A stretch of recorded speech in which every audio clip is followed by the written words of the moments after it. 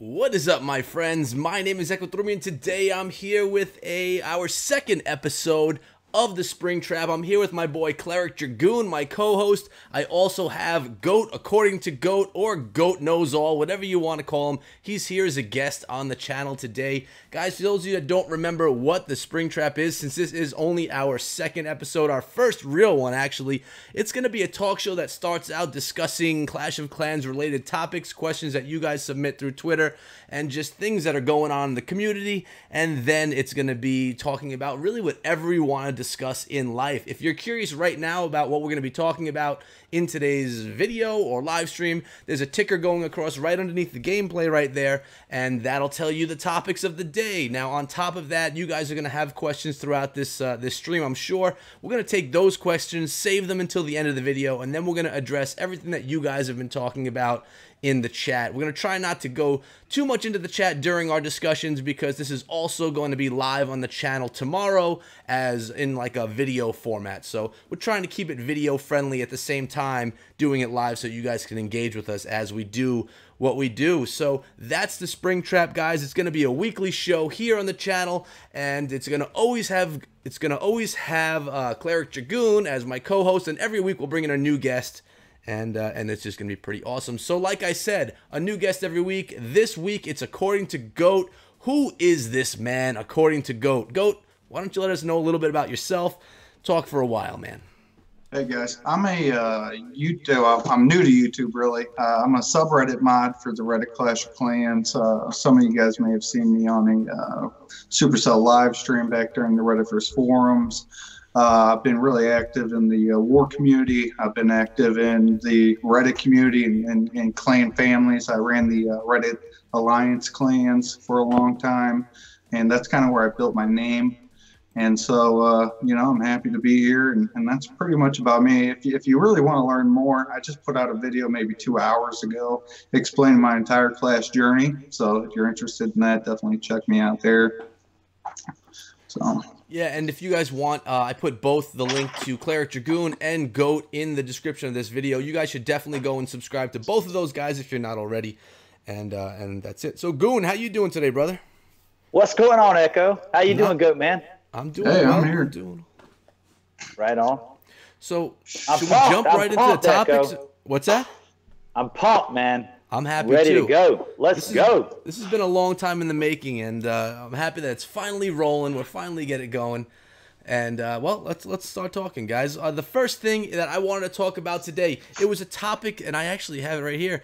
There's the question for you. It was actually sent to us by 3Strike COC. He says, all right, guys, it's time to settle the debate. What's the better war format for Clash of Clans? Is it traditional or no dip? So let's just open up. I mean, this is obviously a question that's an opinion, but Goat, why don't we start with you? What do you prefer? Do you like the no dip league and those types of wars, or are you more of a fan of just regular war? You do what you want.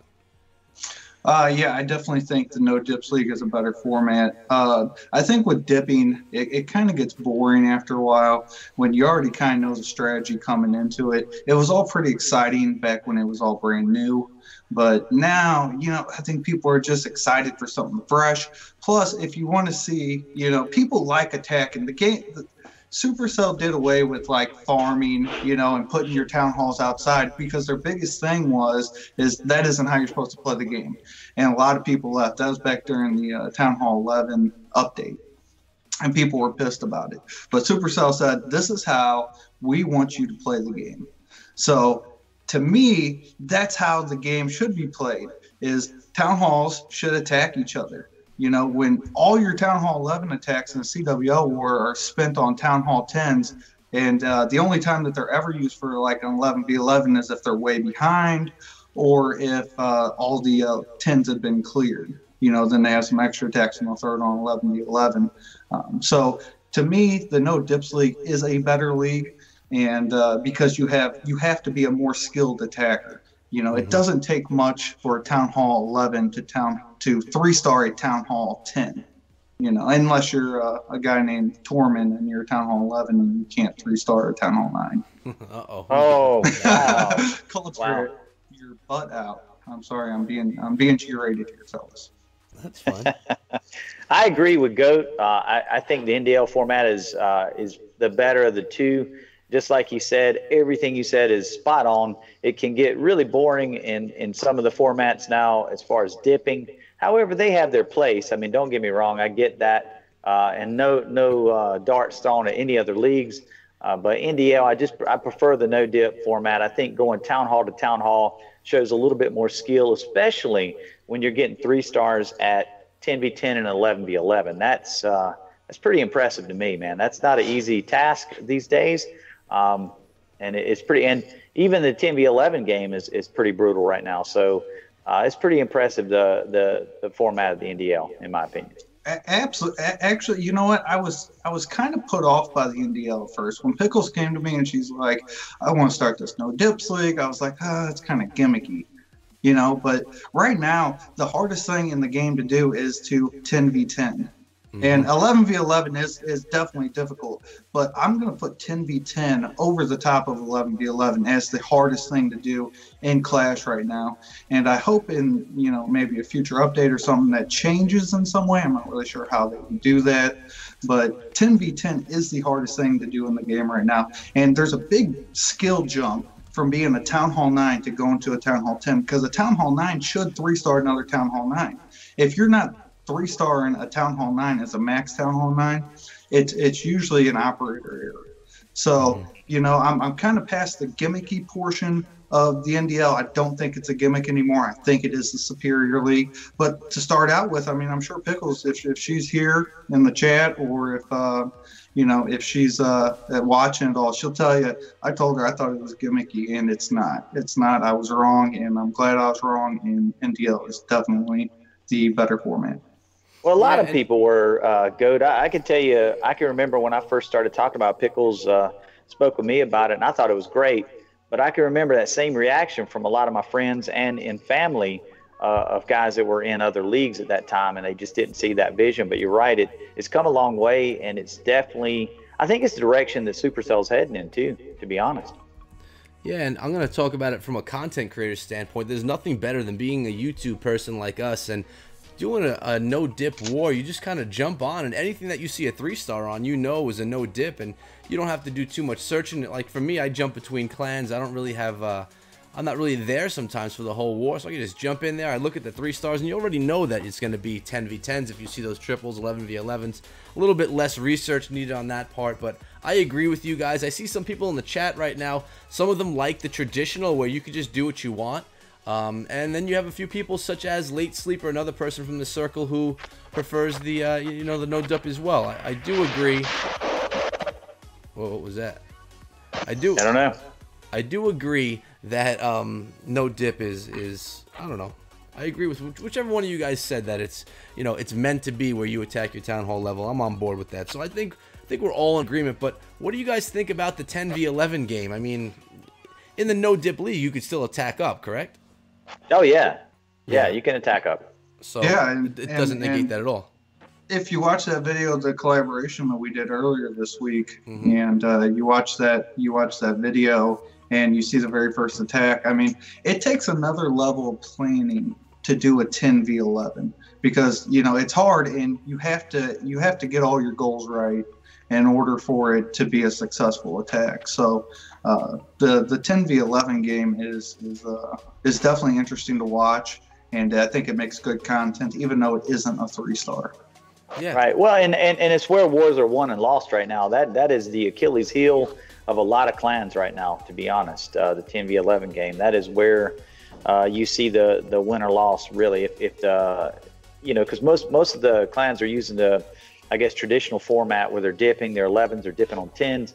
And most of the time, you know, they're just assuming that the 10s are going to get the 11s 2-starred. And then at the end of the war, you see, you know, 1 or 2 not 2-starred up top, and that's what makes a difference in winning or losing. Yeah, I agree. Yeah, absolutely. If you go all the way back to, what was it, Reddit Forums 2, I don't know how many people here have been involved in Reddit Forums events, but if you go back to the Reddit Forums 2 live stream, I think we went like 2 for 17 on 10v11s, and that's what costs us the war ultimately. So yeah, it's definitely a lot of the war hinges on that. So it takes a lot of pressure off of Town Hall 11s, where the pressure should be on them, and that's the way it is in NDL. So in a CWL war, when the Town Hall 10s 2-star the Town Hall 11s, then it takes all the pressure off the 11s. And now all they have to do is go down and dip, and think about it as a Town Hall 10. If all you had to do in war is go down and dip on Town Hall 9s, would you consider that an exciting war? Yeah. No. No, so you're reducing them. You're reducing the importance of the Town Hall 11. Yeah. Right, but it's also good to have a little variety. I mean, so to have other leagues that allow dipping is absolutely great. I mean, you've got a little bit of both worlds in league play now. You've got several different options to cater what your clan's good at. You can enter a league based on what skill set they have, really, if you wanted to. But as far as like talking about personal preference, definitely no dip style. Yep, I agree. I think we're but I mean, you could say it's opinion, but I mean, there's metrics to it too, though. So when I was putting together the top 5 war leagues and events in Clash of Clans, NDL topped my list easily. Great. You ready to move on to the next one, guys? I think we covered that one, man. All right, I think so too. The next question is another one from Twitter. It's up on your screen right now. It's from Queen of Me. She says, any tubes know why you shouldn't use 0.5 in clans, engineered matches, search times? So basically, I think we should address this question this way. First of all, if either of you, because I know I don't have any details on war weights and engineering of clans and how, like, the actual details behind it. So let's break this down in 2 ways. If you guys have any information that you want to talk about, how people engineer it in the specifics, you can discuss that. And let's also just make it an opinion question as well. Like, how do we personally feel about engineered clans? Is it something that's preference? You could do what you want because it's a game, or do you think you're breaking a moral code doing the engineering? So why don't we start out with Goat? There you go. Yeah, well, let's be clear about this. Was that Queen of Me? 0.5 is not engineered. It is an upgrade strategy, and it was the most used upgrade strategy for a long time. And what happened is they changed matchmaking, and 0.5s didn't really become as valuable as they were in matchmaking as they were before. What I mean by that is when you were a 0.5, you would match whatever your war weight was. And if that happened to be a Town Hall 9, if you were a 9.5, or an 8, if you were an 8.5, that you would start matching up. So it would kill your clan, because you would be a 9.5, so a Town Hall 10 without Infernos, and you would match up against one with Inferno. So it became less viable for your wars, if you want to get a good match. Now people constantly say, oh, well, 0.5 isn't viable anymore and it's going to screw your clan over. And that's simply not true. You just can't have a clan full of 0.5s. That's not going to work for you. What you need to do is you should still use 0.5 as an upgrade strategy, but let's say you're a Town Hall 10, a 9.5. When you hit 35 heroes, drop those Infernos. Don't go to 40 and then drop the Infernos, like you used to be able to do. But 0.5s aren't engineered. So let's clear up that myth right now. And 0.5 is still a viable upgrade strategy. You just don't want your entire clan to be 0.5s. And I think Queenie was wanting to know too, because her clan runs a few 0.5s in war, and I told her, we were doing that at one time in my clan, and we noticed that as soon as we dropped the 0.5s off, that we stopped getting any type of engineered war. We actually started pulling a lot of league clans and really solid wars once we dropped the 0.5s off of the war roster. So I think she was trying to ask too, did that indeed make it more viable for her to get an engineered war versus not getting an engineered war by running 0.5s?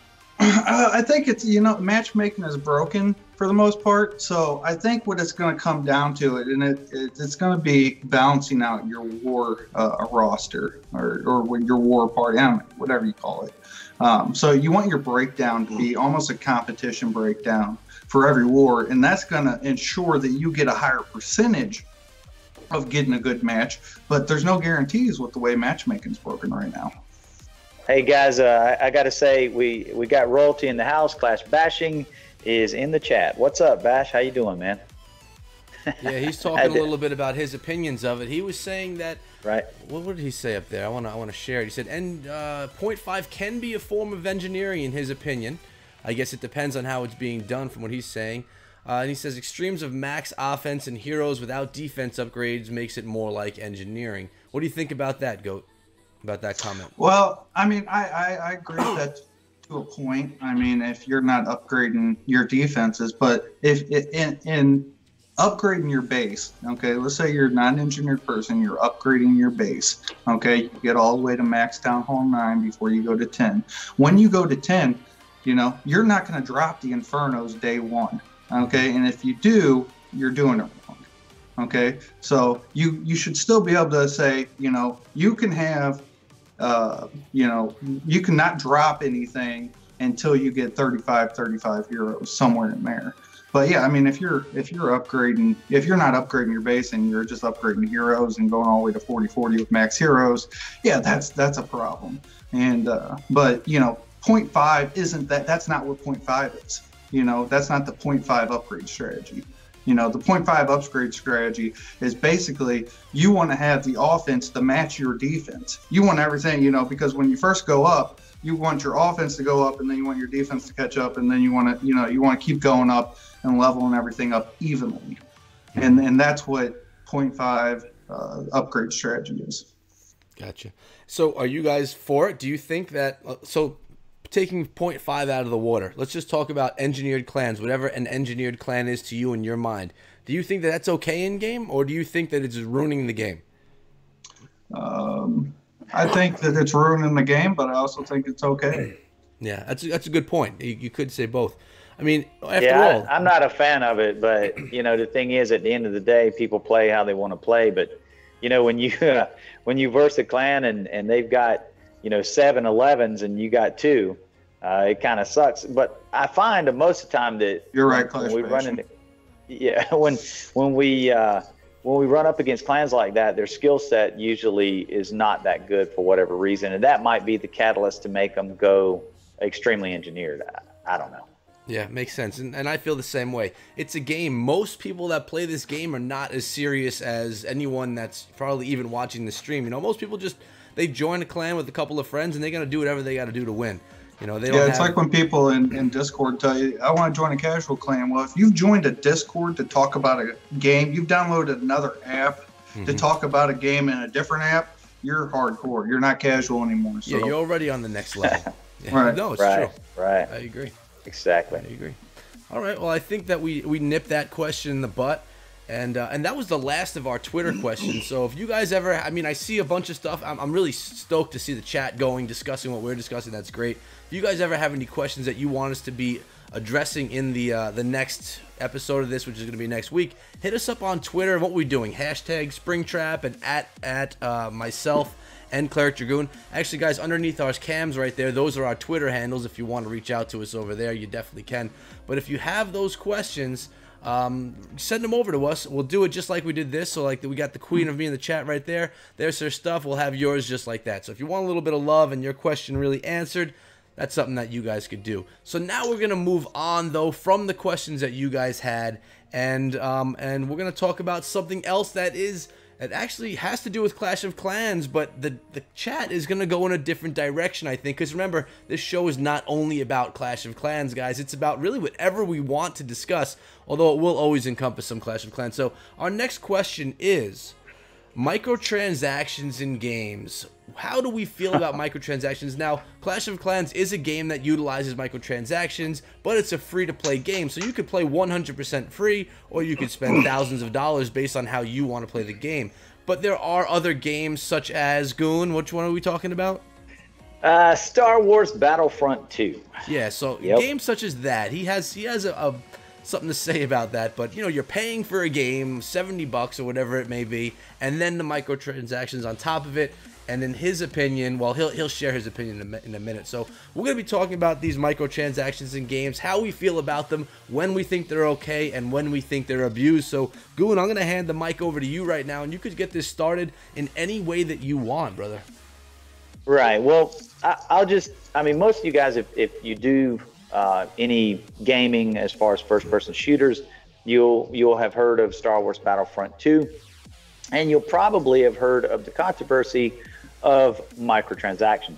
Now, I didn't really know that EA was going to take that course. They never did it with Star Wars Battlefront 1.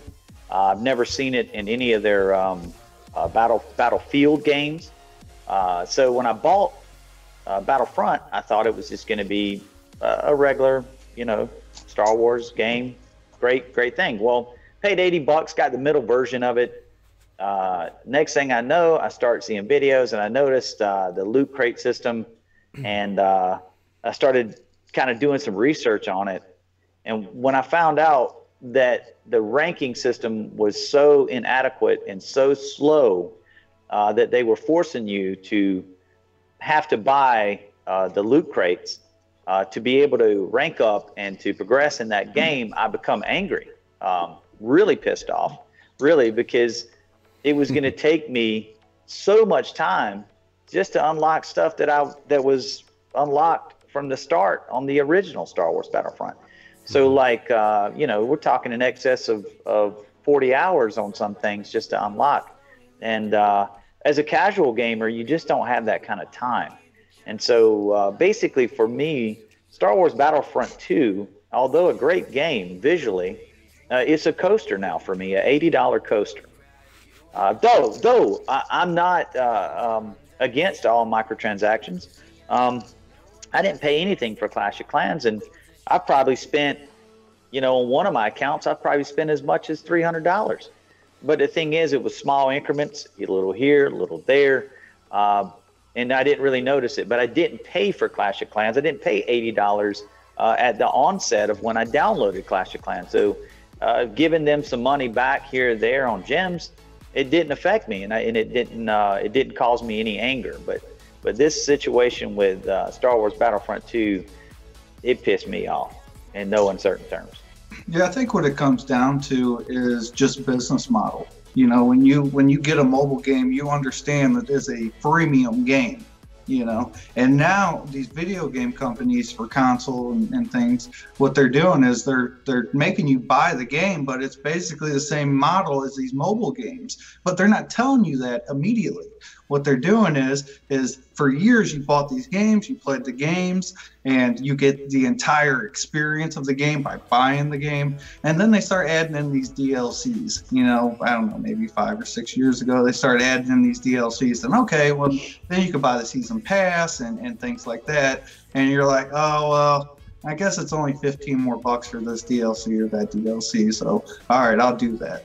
But now what's ended up happening is you're buying like a shell of a game for 60, 80 bucks, and you have to pay more money to unlock each new feature. So they basically bait and switched you, and people get pissed off when they get scammed. Right. And I mean, as far as the DLCs, man, like, all the main games have the downloadable content now. I mean, it's like $50 more. You can do it at a purchase of the game, or you can wait. You don't have to spend that money right away, and you'll usually get around 12 more maps or whatever added to the game. And they come out over time, and that's okay. That's acceptable to me. I'm okay with that because I don't have to buy it at all, or I can buy it in the $15 increments like you were talking about, where you can buy it each time it comes out. But it ends up costing you more that way. But that's a little bit of money along a long time, or you could just spend $50 and get it all at one time. And just, you don't have to do that the day of purchase. You can wait and just do it later. But those don't bother me as much. No, because you understand what you're buying into and what you're getting into. Right. You understand the model and how it works. So now they're changing the model on you, but they didn't tell you beforehand they're changing the model. You buy it, and now you're kind of screwed. Well, what is even worse on this particular game, Goat, is that you don't even know what you're buying. on the microtransaction. It's a crapshoot. Like literally, you don't know what you're going to get when you buy these loot crates. Well, Clash of Clans, Call of Duty's been like that for at least the last 3 titles. So, however, I'm pretty familiar with it. Now, Call of Duty. Now, you're right. Call of Duty has, you know, I guess a microtransaction part in it, but you can play Call of Duty without buying those and still perform well based on your skill set for first-person shooters. But in Star Wars, the person who's spending money is going to have advantage. Oh, okay. Yeah, I don't play those nerdy games. I only play with them games. So it's pay to play. It's pay to play is basically what it is. Pay to win. Pay to win. Pay to win. Yeah. And there's another game we could talk about that's not a first person shooter, and it's one of my favorite games also, and it's Clash Royale. I mean, it's very similar. You have your crates. You could spend gems to open up legendary chests or to buy chests. It's actually quite expensive. And with that, you don't know what you're getting. You're buying a chest with a chance of getting something that you're looking for. You can also buy cards that become available in your shop if you're familiar with the game. But whatever it may be, what annoys me about this the most is, example, today was announced the nerfs that are coming to some incoming cards. And I know that a lot of people say, you know, don't get upset about the nerfs. They're going to be minute and it's not going to make that big a deal. But, you know, deals come into the shops and you spend your gems or you spend money that you have out of pocket to get more of these troops to upgrade them, because really there is a cap of how high you can go, no matter how skilled you are, in my opinion, based on your card levels. And you need to get those high card levels to compete with the best that are having those card levels. And, you know, like for example, my Hog Rider, if you're familiar with Clash Royale, I have enough to get it to max level. Like literally today, I need 100,000 gold and I could get it to max level. I have the cards. And today they announced that they're giving a nerf to the Hog Rider. It's going to be a little bit slower on its attack. I don't know right now if it's going to completely nerf out the Hog Rider, but it's frustrating because literally for 3 months, all I've been asking for in my donations was Hog Riders. So it's just frustrating. And you know, other people are also going to be buying those Hog Riders when they're in a shop. That's the microtransaction aspect of it. But I don't know, maybe I'm ranting a little bit because of what just came out today. But it's very similar in a different style of game, how, you know, especially how you guys were saying, you're spending money on something where you don't really know what you're going to get. And it's fun, you know, opening crates is fun. I love doing it.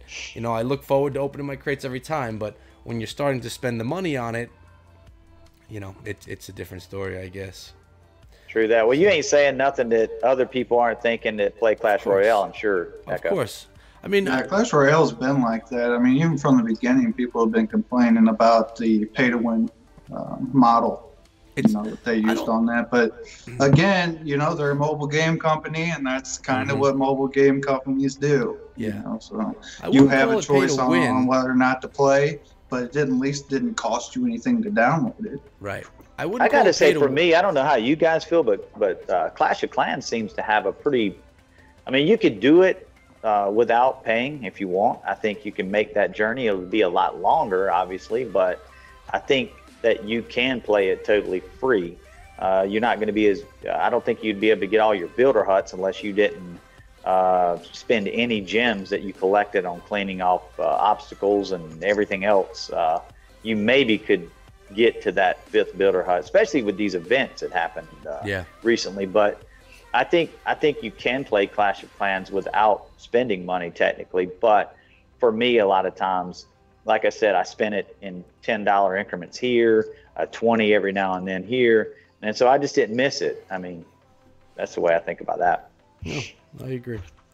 All right, let's move on to our next question. This one is completely just meaningless, I guess, but a fun one. And it's basically just a little bit about us. It has nothing to do with games at all, and it has to do with movies. And it's just asking us what our 3 favorite movies of all time are. We're gonna start with Goat. Goat, what kind of movies are you into, and what are your 3 favorites of all time? Oh, The Departed. I think The Departed has to be up there. Top Gun. If you don't like Top Gun, then you're not a man. Let's just throw that out there. If you haven't watched Top Gun at least 300 billion times since 1986, then I don't even want to know you. I'm going to be honest here. So what do we say? Departed, Top Gun, and then it's going to be either Forrest Gump or Good Will Hunting. for my top two. So let's give them a tie for top two there. But Good Will Hunting, I mean, come on, guys. The emotion, wicked smart. Say make your jokes, dude. But that had so many good scenes, and it's man, that's one of my favorites easily. My wife actually hates me because of that movie. Because if it's on the TV, I'm watching it. I don't care if we're walking out the door. I'm sitting down and we're gonna watch it till the finish. How about you, Goon? Well, she hates me for a lot of reasons. So yeah, let's just add natural, that to man. another one on the list. For me, guys, like Forrest Gump was one of them. Of course, that's hands down one of the. To me, it has just so much different emotions in it. It's a comedy. It's sad. It's pretty much a love story. It's everything. Mm-hmm. It's everything in a movie in one. So that one was probably my number one. Number two is Black Hawk Down. And I just like that movie. I don't know. I like, I like war movies, and I felt like that movie was done as close to the actual events as possible. And I've watched that movie at least 30 times. Have you watched Band of Brothers on YouTube? I have. Dude, I mean, if you like the war series, like if you're in the mini series, the Pacific. Got that one too. Yeah, and then they did one on the Gulf War II. And I hadn't seen that one. Yeah, they did a bunch of them, but Band of Brothers, that's another one I could watch for, I try to watch it with my kids, and they always pass out on me. They never want to watch the cool movies with me. Maybe I'm moving. But go ahead, I'm sorry, I'm interrupting. Okay. Shut me up. Just mute me next time, Echo. Good idea. And then as far as number three, and I told Echo when he proposed this question, it was going to be hard for me because I'm kind of a movie freak, so I love movies, pretty much all kind of genres. But Aliens, the second one, Aliens, is by far, it was, Alien, the first Alien was great, but that Aliens, it just had so much action. And I love sci-fi movies. And then, of course, it had that, horror aspect to it. And I don't know, man. I've seen that one. I guarantee I've seen that movie 50 times. And it's like you said with Good Will Hunting, if I'm flipping channels and it comes on, I'm watching it. It's happening. So that's my three. Well, were we only supposed to do three? I think I did 5. No, that's all right. That's all right. Well, I want to hear what the people in the chat have also, what their favorites are. So I'm going to keep an eye on that while I talk about mine. I'm glad you guys went first because I didn't have any idea. And while you were talking, I thought of my own. And my own are, all of these movies, I figured they're my favorite because I've watched them so many times. The first one is going to be Rocky with the Russian. I think it was Rocky 4. And that's another one where if you didn't watch it, you're not really a man. I mean, that's probably one of my favorite movies ever. If you haven't seen all the Rockies, every single one of them, even the new ones, and if you haven't seen all of them, then you didn't do manhood correctly. Lack testosterone. So that's one of my favorites since when I was in high school. That was great. I also love another old school movie, Jaws, the original Jaws. My wife, that one all the time. She loves it. Yeah, loves that one. That's one where when it's on TV, if it happens to be on, I just end up sitting, no matter where it is in the movie, and I just finish watching it. Love that movie, always have. So those are two, and my third one is kind of a goofy one, funny movie. In my opinion, the funniest movie ever, and that's Office Space. Not sure if you guys have seen it. Definitely not as huge of a movie as Jaws or Rocky, but you guys haven't seen. I hadn't seen that one. I've heard of it, but hadn't seen it. Okay. I hadn't seen that one. So that would make my top 3,000 maybe at 2,999. Well, that's why it's my list. Wow. That's why it's my list, man. There we go. Bill and Ted's Excellent Adventure. Now we're talking. I've seen that one. See, Clash Bashing loves Office Space. I want to take a second. We had a whole bunch of people jump up in here that are friends of us. So we had Kaya jump in here. Clash Bashing we already mentioned, and Clashing Duke was in here as well, saying hello. And we also had Kaya come on in. So a bunch of other YouTubers and Twitch streamers stopping in to just show some love to us over here. So there's a little bit of love back to you guys. But now that we got through our movies, I'll just have you guys know I didn't make fun of your movies at all, even though some of them were very old. You guys making fun of me. I seen somebody in the chat say Hacksaw Ridge. Well, it was funny. The first time I seen that Hacksaw Ridge movie, I was going to Finland. Okay, so I'm on the plane and I'm watching that movie, and towards the end of it, dude, I'm like trying to hide my tears from other people. Like, dude, that movie, that was a It's great. good. But It was yeah, a good movie. I'm like, no one's watching, are they? No one's watching. Yeah.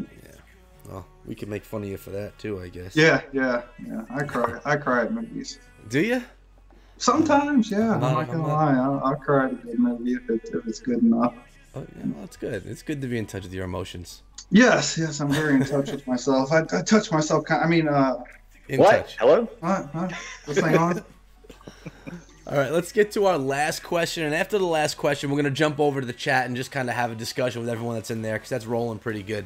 So the last one is an awesome one, in my opinion. I really am curious to hear what you guys have to say about this, but it's, we're all YouTubers. We got into the YouTube game. It basically takes over a large part of our lives, at least for myself and Goon, I could say that. I'm assuming it's the same for you, Goat. But who were your inspirations, or who was your main inspiration, YouTuber or not, to become a YouTuber and to do this whole YouTube thing? Who wants to start that one out? I'll go last. Well, We'll let go do it. Well, you're not gonna like my answer. There are no inspirations for me on YouTube. I like YouTube as a platform, and that people can be inspirations to other people.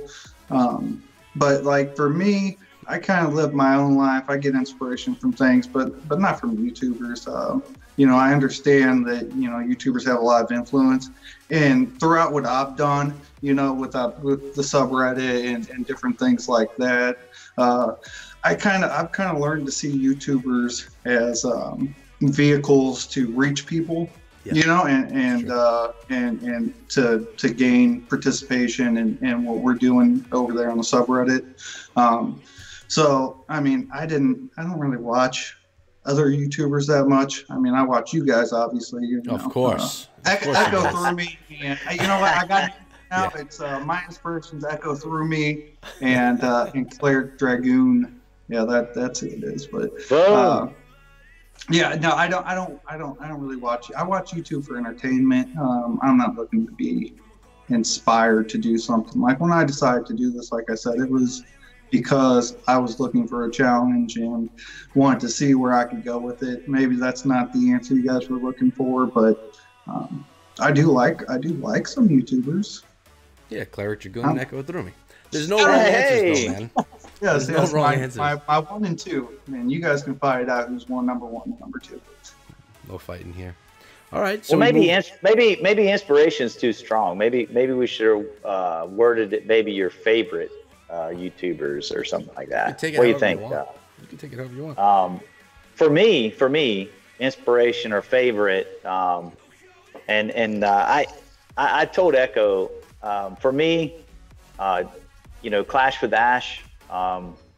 He was definitely one of my favorite YouTubers. I know he's moved away from Clash of Clans, but his zeal and energy when he done a video on Clash in the early times, and I literally, like, he would have PowerPoints, and I told Echo I'd write them down. I'd watch his video and I'd write them down. And there was no, back then there was, wars were kind of new, and there was no friendly war, or I'm sorry, no friendly challenges. So like, you had to go into a war attack blind. I mean, you could try to find something in the wild, like skipping and try to find a base that was similar to the one you were going to hit. But really and truly, you just had to go for it. And I would look at his PowerPoints and I'd say, okay, I'd look at the base and I go, can I, is this here? Can I do this? Can I do this? Do this? And so Ashland definitely was a huge influence. And the other was Jake. And Jake, of course, Jake's delivery wasn't quite as energetic as Ash, but Jake always had a lot of information in his videos. He had a lot of very useful information. And those two were kind of like, they kind of have, I don't know if my channel is similar to them or not, but they were kind of, I guess, my faves or inspirations. And when I done YouTube, that's kind of what I wanted to gear to towards their kind of delivery and material and content. Cool. Yeah, what do you think you do that is similar to what they do? Well, I mean, obviously the strategy part would be probably more similar to Jake. than Ash, but I try to deliver with a little bit of zeal like Ashland. So it may be in a little bit of both. Oh, my other favorite YouTuber is Scorpion Gaming. Right. Gotcha. How about you, Echo? Let's go. Get into me. Well, I'll start with, I mean, Ash is one of mine also. He's not the person who, and I agree with what Goat had to say about, you know, being inspired. I'm also someone that's self-driven. I decide that I want to do something, and I kind of just buckle down and I get it done. So I inspired myself, but there were two people that really, that I kind of, I guess, look up to them and how they present themselves and how they do things. And one of them, of course, is Ash. I just think that he's like a man of the people, community kind of guy, super nice, super genuine. He presents as if he's trying to help people and he really cares about the community, and I think it's fairly genuine. I really do think that he's a good person. I mean, I just saw something last week where he was doing a collab where he was being interviewed by a brand new young girl Clash Royale YouTuber. You know, this person, I don't even think they had 100 subscribers, and he did a nice big collab with them. So, you know, it seems that he cares and he's genuine. It just seems like a nice person. He is caring. He also has so much stuff going on right now. You know, he's overwhelmed with things he has going on. But I just love how he presents. He's just someone that I connect with. Like, I would have a great time going out for drinks with him and just hanging out with Ash. I mean, that's the kind of personality that he portrays to me. You know, I've gone and hung out with Powerbank before. Mm-hmm. I've hung out with Powerbank twice, and I've hung out with Galadon twice. And man, I mean, you want to talk about some genuinely nice guys that like you should root for. Mm-hmm. You know, it's when you sit down and actually meet these people and spend some time with them that you really get to know who they are, and you can really root for them. Yeah, I understand. Right, agree with that. I've known Galadon a pretty good long time on Twitter as far as that. Never met him. That's one thing I don't know if everybody knows, but Goatman has been to Helsinki, so he's pretty much seen everything from the creator standpoint as well, and that's pretty cool, man. I gotta say, to have that on the resume is pretty cool indeed. Yeah, it's really neat. And my last one, and this is, I actually watched this person and loved what they did before I even started my YouTube channel. It's a Call of Duty YouTuber. He actually isn't even really doing YouTube much anymore at all. And that's Woody's Gamertag, and I just loved. I don't know if you guys know him or not. He's a 1 million subscriber YouTuber. He stopped around when he got to 1 million with the Call of Duty stuff. But Woody's Gamertag, he would have the gameplay in the background and be talking about things completely different, you know, life things. He'd have a thing called Mail Monday where he'd take mail that he got either through email or through the, you know, snail mail, and he'd discuss topics. And a lot of people that watch YouTube are kids, teenagers, and you'd have all these crazy questions coming from kids about struggles that they're having in their lives, and he'd try to help them with their issues and try and give advice from an adult standpoint, all while watching some great Call of Duty gameplay. I love that stuff because, you know, sometimes I don't want to listen to strategy. I just want to watch something cool and hear someone talk from the heart. I love that. He also had a Wife Wednesday thing that he used to do, which is when he'd bring his wife on and get her talking about all random stuff too. And it was just a different approach to gameplay videos than anything that was really done at that time. I mean, now it's going to be seen more but he was the pioneer of that. I loved what he was doing. Yeah, that's kind of what I'm doing. Yeah, I was about to say, I know a guy like that right now. Yeah, that's kind of what I'm doing there. You know, Woody used to, I remember when he got sponsored by Netflix, and he would like live stream him and his family sitting there watching Netflix. And I think something happened on one of those streams that led to maybe his eventual quitting, you know. I think once you get like to a certain size, people forget that you're a human being, and they'll start attacking your family, attacking you in every way, thinking that, well, you know, you've gone from being a person to being like McDonald's. When you say McDonald's sucks, you know, you're like a corporation, you're a brand. So they're attacking the brand, and they forget that you're a person. And so I think a lot of times what happens when you get to a certain size, you know, and I think Galadon even kind of goes through that with his 1 point, you know, whatever subscribers. Mm-hmm.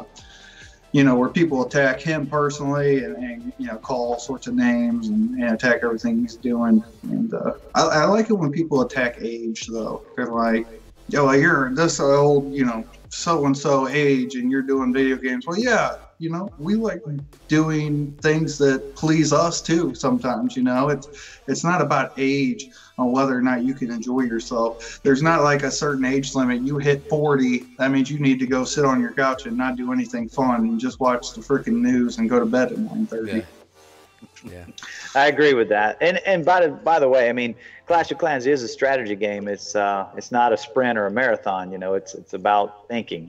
That's why when you get to a certain point in Clash of Clans, all the 12-year-olds and younger kind of drop off. So you'll see more older people involved in communities and things like that. Mm-hmm. Once you hit, a certain town hall level, maybe once you get into the grind, a lot of younger kids drop off at that age. Yeah, that's true. Right on. As far as the negative, get off my lawn. Yeah. The negative feedback. How old is LA late sleeper? He's like 100. So. Oh wow. Wow. That just shows you at any age you can have fun. Yep, yeah, it's true.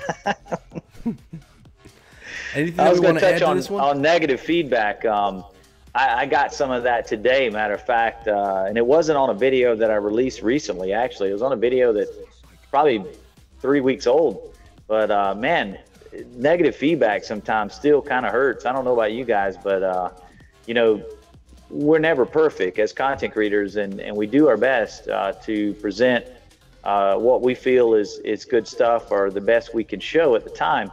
And I had made a mistake in one of that particular video, and I knew what it was. And at that time, it was I had a 0.5 being attacked by a regular Town Hall 10 with a bow witch attack, and I missed it. Guys. I didn't see the Infernos. I missed them. I did the commentary. A lot of times people don't realize when you're doing daily uploads, it requires so much time, and we don't have it so much time in a day. Working regular jobs, family stuff, and it creates sometimes, I can be, I don't know about you guys, but I can be in a rush to get that next upload done and produced and rendered and edited and uploaded. Because, where I live at, man, my internet's really slow. So, it takes me hours to upload a 15-minute video. So, there can be times I make mistakes. I'm human. I make a video once a week, so I don't really have that type of issue. But, with speed, and trying to get it out. But I'm famous for being infallible, so... I can't think of a mistake I've ever made in my life. So. Oh wow. Yeah. I can't say that, man. I can't say that. I am definitely not fallible. I make a lot of mistakes. But there, you said about the hate and how you have to have thick skin. I have, we all have on YouTube words that we say that we don't want to see in our comments, and those all go to a for review folder. Every once in a while, when I'm feeling ballsy, I go look at that for review folder, and there's always comments in there that just make me feel horrible. Especially because they're all stacked up. They're all held because there was someone being a troll. But, you get in there and you look at those, and you have to just remember those are a very small percentage of all the really positive comments. Because really, I've had a great experience with the community being very positive towards me. But you're always going to have your trolls, those people that are just negative. And the larger you get, so when you start getting yourself to 1 million subscribers, there's going to be a larger number of those trolls, and it seems to stand out a little bit more, I guess. In my line of work, I've been called every name in the book and challenged every fight you could imagine. So that stuff don't really ever bother me. People can call me any name they want or say whatever they want. I've been trained not to respond to things like that. So. That's good. I always say respond positively. It's probably the best response. Most of the time I leave them alone, like the negative comments, but I've been triggered a couple of times, just a couple of times. But I try not to get triggered most of the time because maybe that person was in a bad place that day. Who knows? Something bad might have happened to them, and just let it go. It was, let it go. But I got to say sometimes though, that's why I brought it up. It can sting at times, but of course it can. Maybe the next time they won't be that way, No, I've had people tell me what they're going to do to my kids, what they're going to do to my mom, what they've already done to my mom. And that's just on Call of Duty. Wow. I think Call of Duty can be some brutal stuff. Oh, I get you there, man. I play. Yeah, I've experienced, but that don't even faze me. Come on, Chad. Tell me what you've done to my mom. Yeah. Oh Lord. Why would you do that to my mom? So wrong. What are you doing? She's a nice lady, I swear. Wow. All right, guys. So that's going to be the end of that question. Let's take a look over at the comments. Is there anything that you guys have noticed? Any questions that have come through? I saw one that came through about a half an hour ago. I actually copy-pasted it. I don't have the answer because I'm not a familiar player of Warcraft, but Christian asked us a bit ago, how do you think Warcraft compares to Clash of Clans? Are you guys players of Warcraft? Is he talking World of Warcraft, or is there another game, Warcraft? Or do we not know? I don't play that game. I have been playing that new Lineage game, which is an MMO, which I don't know how close it is to Warcraft. World of Warcraft, but I'll defer this question and sit out. Yeah, I've never played World of Warcraft, ever. So, it's a either. totally different game, though. I mean, strategy game, yeah, but different. You have, Goon? No, I haven't. Isn't that more of a MMO type game, or is it sure is. Or is it strategy? Yeah. Yeah, I haven't played that or the new Lineage game that's ultra hot right now. Like everybody's just going insane over this Lineage 2 game.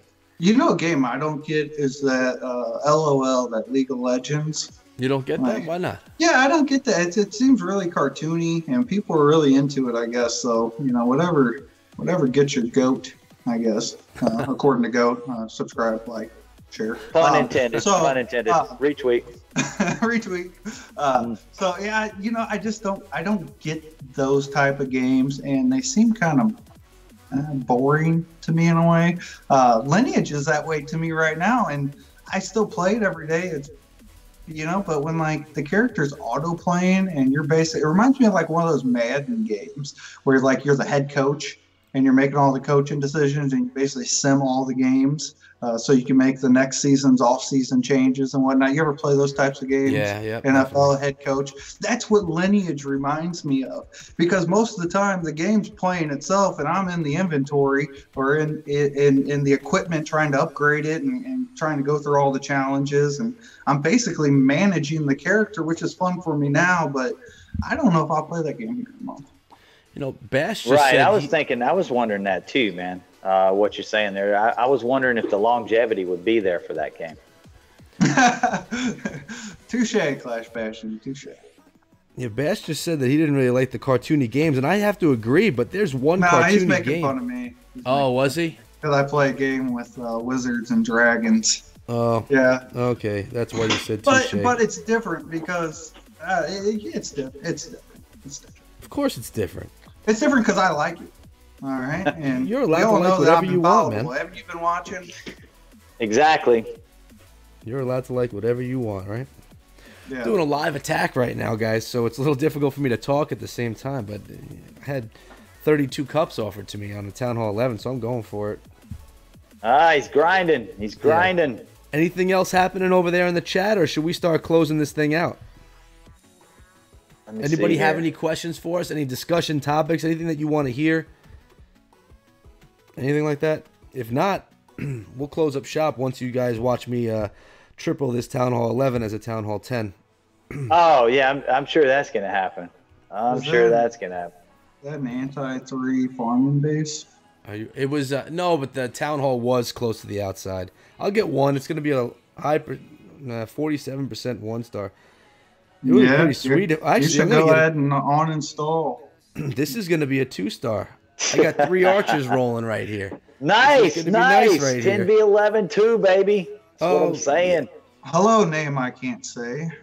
Yes. Hello.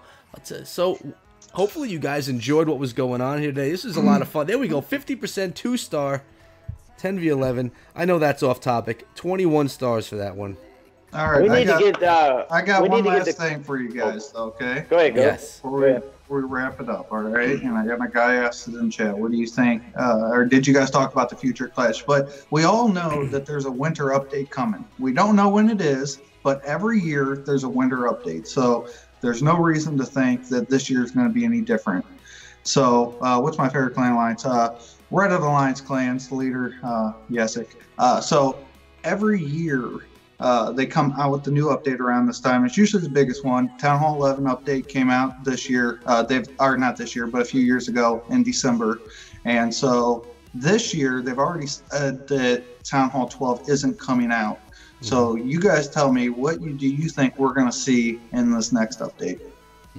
A new Christmas tree. I need another one. Yeah, that's guaranteed. Yeah, that's true. I accidentally erased more, or I should say dug up, cut down my first Christmas tree because I just had started playing the game. Too. I didn't know it was something to save, and now I just kicked myself. A year's worth of, well, it could have looked like a year's worth of playing in that tree gone. Yeah, well, they gave you so much money. They gave you so much money on it, man. I was a farmer then. It was like, oh my God, look, I spend this and I get this. I'm cutting these trees down. Yeah, that's what I did. Yeah. Also, we've decided that the NDL is the better format, but who is going to win the CWL finals? I have no What's idea. our choices? The question we're both thinking. As you guys can tell, Cleric Dragoon has been following the CWL closely. Very close, intently, in fact. Yes. He knows all the players by name. So it's absolutely One Hive versus Fake Wargasm. Well, I can tell you One Hive done us pretty dirty a couple of days ago in their warm-up for this thing. So, but Fake Wargasm, I hear that they're pretty nasty as well. So I don't know, man. Do you go with the old guys, the old favorites, or Fake Wargasm? If you ask me, I just did a highlight of that One Hive video, and I broke some stuff down with Goat here as well. And not only were some of their attacks next level, and we talked about that, just unbelievable attacks. Some of their base designs were unbelievable as well. Like I haven't seen us have as much trouble with 10v11 hits in Divine Justice as I saw in that war. There were a bunch of 11s that only one starred, or there may have even been one that didn't get starred at all. It was tough. Their base designs are beautiful, and their attacks, you know, every single attack was a well thought out attack, beautifully done.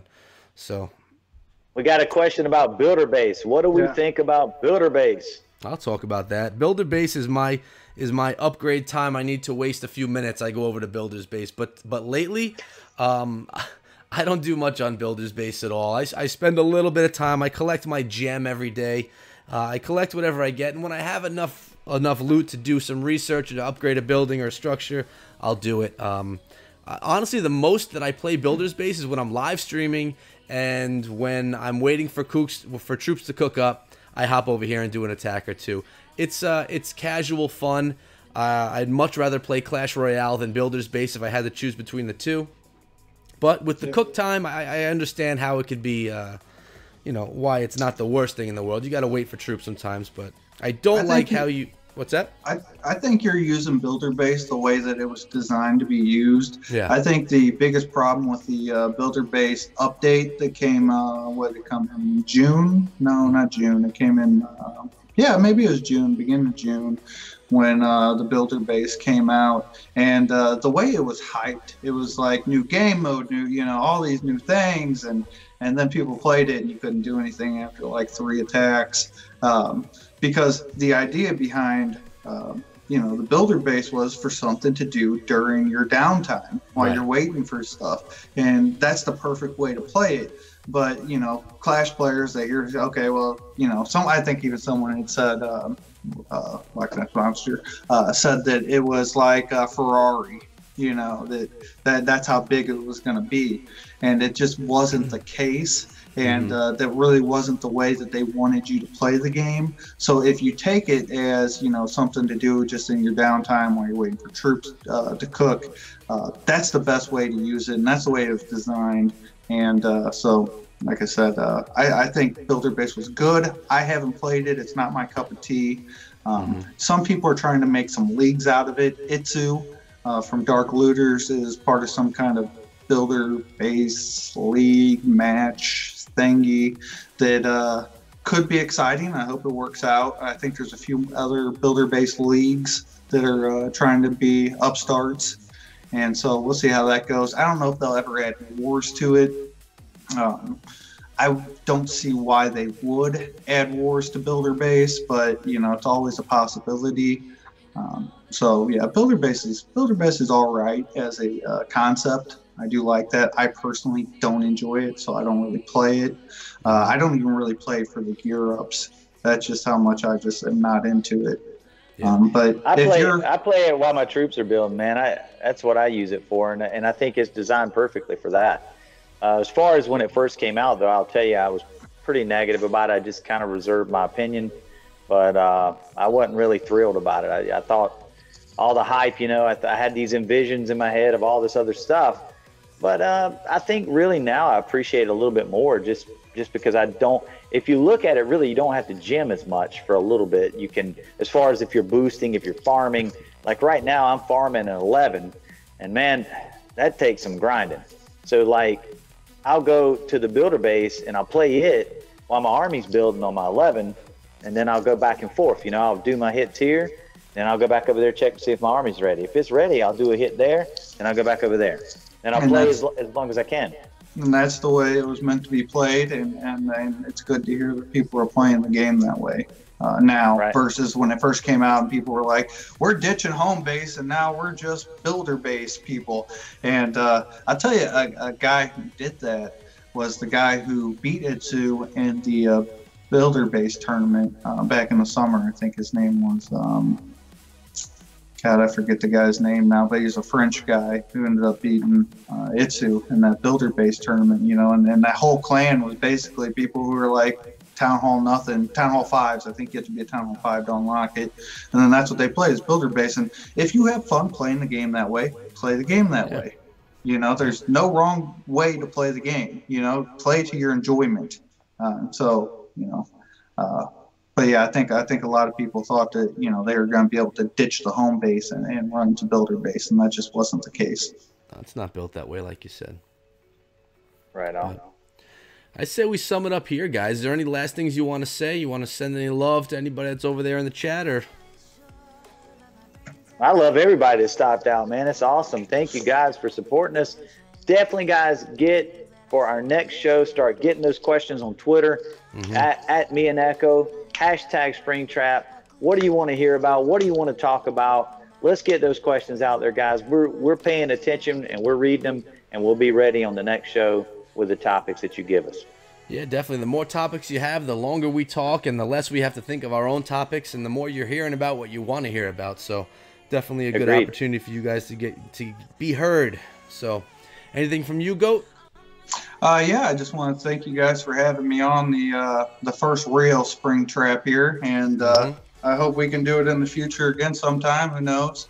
And let me give my shout outs to Yesik, the Reddit Alliance Clans, the Clash of Clans subreddit, the Clash of Clans subreddit Discord. Shout out to everybody who subscribed to me, and make sure you check me out on Twitter at Goat Knows All, and make sure to go to the channel and hit that subscribe button. If you like what you see, watch a few videos, tell me what you think, and then hit that subscribe button.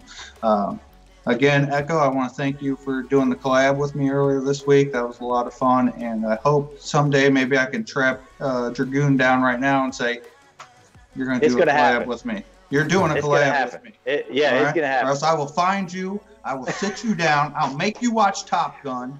Okay? Oh, no. It's going to happen, Go. Believe me, we're going to do it. We're going to man it out. We're just going to man it out, and then we're going to make a video. Let's do it. Let's do it. I'm down. Sounds good. You guys make a good one for sure. And for us, I guess I wanted to make sure that you guys, if I know this is my channel, the show's being shown here on my channel, but these guys definitely deserve a lot of love. So in the description are the links to their channels. Go down there, click on both of them in another tab, and go over there and subscribe. Start watching their stuff. See if you like them, because I think that you will, or else I wouldn't be here with them right now. So definitely do that. Hit us all up on Twitter. Our Twitter names are right there, up and down underneath our faces. And Circle of Clans. You want to talk about the circle real quick, Goon? No, I don't. Goon. Well, the Circle of Clans is the best family in Clash of Clans to me. But I know Goat, man, he's the Reddit guy, but I mean, for me, the Circle is my cock family, and it's just kind of a dream come true for me. It's a real, the way we run things is a little bit different. We'll talk about that, man. I know you've got a powerhouse of a family, and I kind of want to compare notes with you and talk with you on that another time privately. But I love my family, and they're a bunch of awesome people, and they support us, and they'll support you even. I mean, these guys, they got a lot of love. That's all I can say. Mm-hmm. Oh yeah, I didn't know we were shouting out family. I better say hi to Christopher and Jade and Amy Dawn and Foxer and Connor. If you're watching in the Air Force, my oldest son's in the Air Force in Texas right now. Cool. And I don't know if they're watching or not. I sent it to everybody. So shout out to those guys. That's cool. Well, guys, everyone that came down, there were a lot of heads coming through here tonight. I was so excited to see the watching number go up and up. I was surprised. And hopefully you guys enjoyed what you were seeing while you were here. Like I said, if you did, subscribe to these guys and make sure that you're back here for the next Spring Trap, which will be next weekend. Always a live show, and then it comes as a video the next day. So if you missed out on anything, you could definitely watch it back so that you don't miss anything. But that's been it for today, guys. Thank you, Goat. Thank you, Goon. This has been awesome. Goon is my regular. He's here with me as my co-host every single week. And like I said, we're going to have a new guest here all the time. Every single week, there will be a third cam, I think. And if you guys are interested in it, you just got to hit us up. You can always hit us up on Twitter. Good place to contact us, or on Discord if you're connected with us there. And we could get you in there, because we like having a threesome talk going on in this right here. Just seems to work out better. Threesomes. Yes. Yes. Oh wait, we're a family show here. Never mind. Okay. But that's been it, guys. Thanks so much for coming down. I appreciate you being here. And like I said, we'll be back next week. And for the most part, we'll have videos for you guys every single day. So stick around and be part of what we're doing. Thank you so much. Love you guys. And I'll see you back here tomorrow. Until then, see you later and be good.